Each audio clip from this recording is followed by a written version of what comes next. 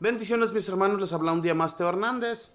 Voy a compartirles en este momento la historia de San Antonio María Zaccaria, sacerdote fundador del año 1539. En este sacerdote que murió muy joven, sí que se cumplió aquella frase del libro de la sabiduría en la Sagrada Biblia. Vivió muy poco tiempo, pero hizo obras como si hubiera tenido una vida muy larga. Nació en Cremona, Italia, en 1502. Quedó huérfano de padre cuando tenía muy pocos años. Su madre, viuda a los 18 años, renunció a nuevos matrimonios que se le ofrecían con tal de dedicarse totalmente a la educación de su hijito, y los resultados que obtuvo fueron admirables. Estudió medicina en la Universidad de Padua y allí supo cuidarse muy bien para huir de las juergas universitarias y así conservar la santa virtud de la castidad. Desde joven renunció a los vestidos elegantes y costosos y vistió siempre como la gente pobre, y el dinero que ahorraba con esto lo repartía entre los más necesitados. A los 22 años se graduó de médico y su gran deseo era dedicarse totalmente a atender a las gentes más pobres, la mayor parte de las veces gratuitamente, y aprovechar su profesión para ayudarles también a sus pacientes a salvar almas y a ganarse el cielo. Pero unos años después, sus directores espirituales le aconsejaron también que hiciera los estudios sacerdotales, y así logró ordenarse de sacerdote. Así fue doblemente médico de los cuerpos y del alma. Antonio María tuvo siempre desde muy pequeño un inmenso amor a los pobres. Ya en la escuela volvía casi a veces sin saco, porque lo había regalado a algún pobrecito que se había encontrado por ahí titiriteando de frío. Durante sus años de profesional y sacerdote, todo lo que consigue lo reparte entre los más necesitados. Se trasladó a Milán, la ciudad de mayor número de habitantes en Italia, porque en esa gran ciudad tenía más posibilidades de extender su apostolado a muchas gentes. Y allí, por medio de la hermana Luisa Torelli, fundó la comunidad de las hermanas llamadas Angelicales, nombre que les pusieron porque su convento se llamaba de los Santos Ángeles.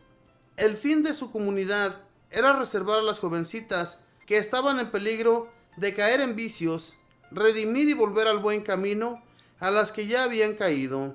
Estas hermanas le ayudaban muchísimo a nuestro santo en todos sus apostolados.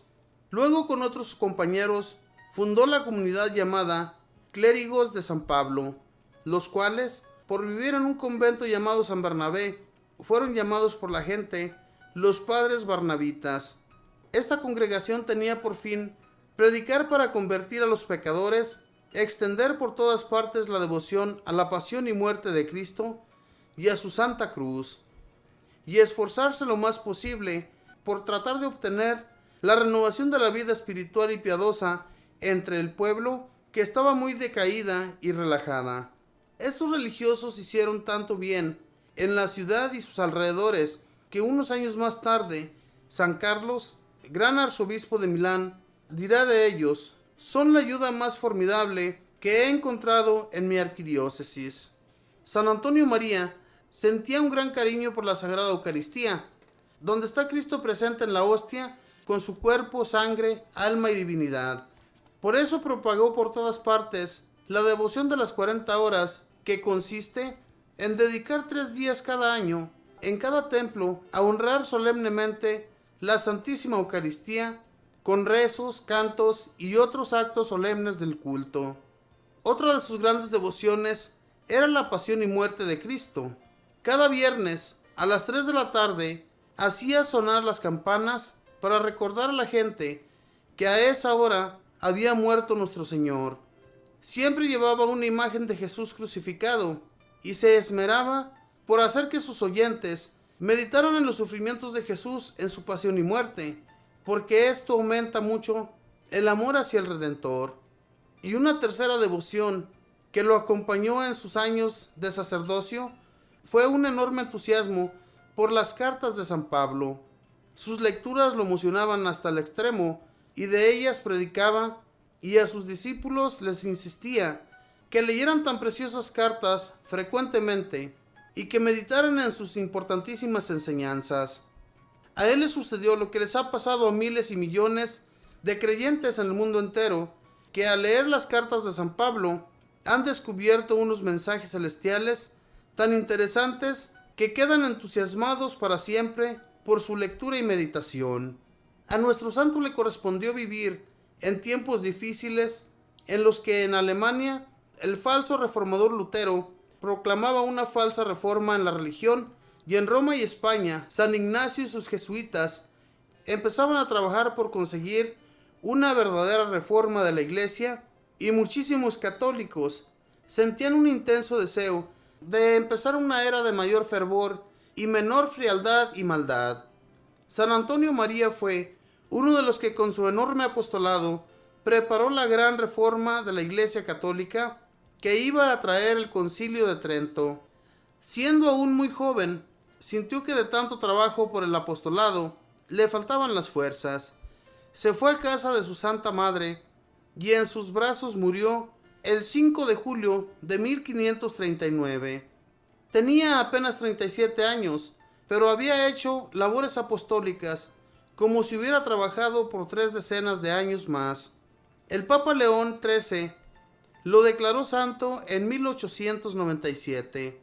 Y nosotros pedimos a San Antonio Zacaría que pida mucho al buen Dios para que la Iglesia Católica se renueve día a día y no vayamos a caer nunca en la relajación, y que no se enfríe nunca en el santo fervor que nuestro Señor quiere de cada uno de los creyentes.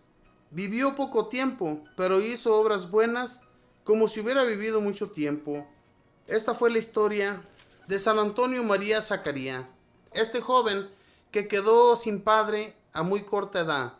Es muy difícil para una persona, especialmente para su madre, que quedó viuda a tan temprana edad. Se cuenta aquí en su historia que apenas tenía 18 años la madre cuando su esposo murió. ¿Se imaginan? Y ella lo que hizo, que no se buscó a otro hombre para casarse, sino que se esmeró para darle estudios a este joven que estudió doctorado, muy buen doctor, y después lo incitaron a que se hiciera sacerdote, algo que le sirvió muchísimo para salvar su alma y salvar la alma de muchos otros, algo que nosotros nunca hemos hecho por nuestros hijos. No les hablamos del sacerdocio, no les hablamos a nuestros hijos para que estudien de sacerdotes, ¿verdad? Siempre les pedimos que estudien algo así como un doctorado o un arquitecto o cualquier otra cosa, pero nunca les pedimos a nuestros hijos que tomen la iniciativa de estudiar un sacerdocio, o a las hijas unas monjitas, algo que a ellos les serviría muchísimo para salvar sus almas. Mis hermanos, ¿qué tiene de malo que nuestros hijos sean un sacerdote o sean una monjita o cualquier religioso? ¿Qué tiene de malo eso? Es lo más hermoso y más bello que nosotros les podemos meter a nuestros hijos en sus mentes para que trabajen por el amor a Dios. Y eso es lo que se nos ha estado pasando, ¿verdad? Les pedimos que sean padres de familia, que sean unos buenos estudiosos, pero nunca les pedimos que se hagan unos buenos sacerdotes. ¿Por qué no lo hacemos? ¿Qué vemos nosotros de malo en ello? Recordemos que en aquel tiempo, lo que eran los apóstoles, ellos nunca buscaron el matrimonio, casarse. Buscaban siempre andar expandiendo el evangelio de Dios, nuestro Señor. Nunca buscaron el casarse y formar una familia, porque sabían ellos que eso les iba a estorbar muchísimo para seguir a Dios. Y en realidad que sí lo es, mis hermanos, porque ya cuando nosotros nos decidimos servir a Dios, es porque eso va a ser lo primero en nuestras vidas. Conozco muchas personas que prefieren hacer eso antes que tener un matrimonio. Ojalá y nosotros también hubiéramos pensado así, de esa manera, pero lo primero que se nos vino a la mente fue casarnos y olvidarnos más de lo que Dios es en nuestra vida. Y no estoy diciendo, mis hermanos, que el casarse sea malo.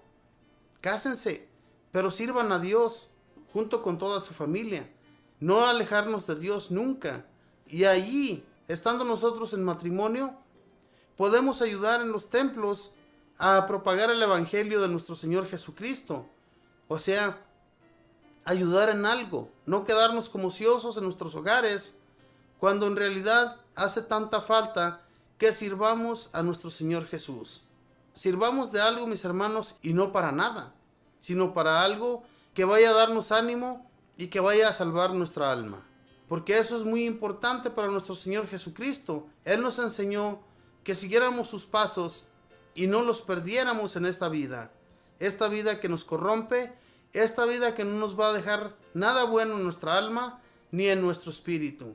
Así es que sigamos pues los pasos de Jesús y sigámosle por siempre, porque en Él vamos a encontrar lo que aquí en la tierra no encontraremos nunca. Que Dios les bendiga, que pasen un feliz día.